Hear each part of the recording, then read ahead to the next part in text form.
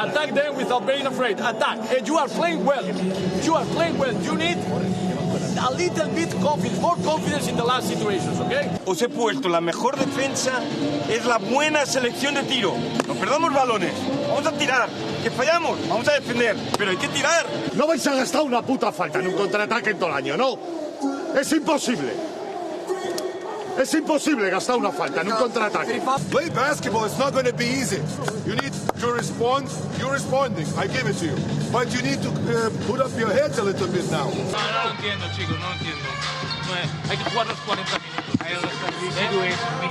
Llevan en 7 minutos, llevan 25 puntos. 25 puntos. ¿No queréis jugar?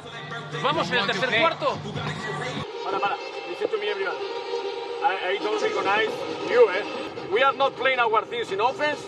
We are trying to, having problems among everybody on the court.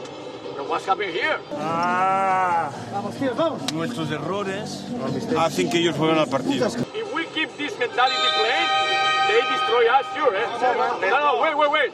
Because they play good basketball. Y menos dribbling y más pases. Menos dribbling y más pases. Hey guys, Sito fouls. Sito fouls. A sufrir, Víctor, a sufrir el trabajo defensivo. Tienes que ir corriendo, llevas 7 minutos en el banquillo. Tienes que correr más que él. One dribbling and shots. Vamos a meterla a medio campo. Vamos. Hay otro rotulador que se lo quita. Don't be thinking in the score now, and be thinking in the way you have played until now in the second part very well. This is not our team. We are playing nothing. We don't want they can put the ball in the paint. They put the ball in the paint all the time. They fight the big guy. They find the shooter in the goal. Stop the ball, man. Stop the fucking ball.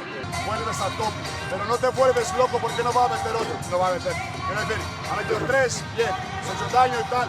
Pero bueno, que me ha fallado en la última, que no nos volvemos locos, ¿vale?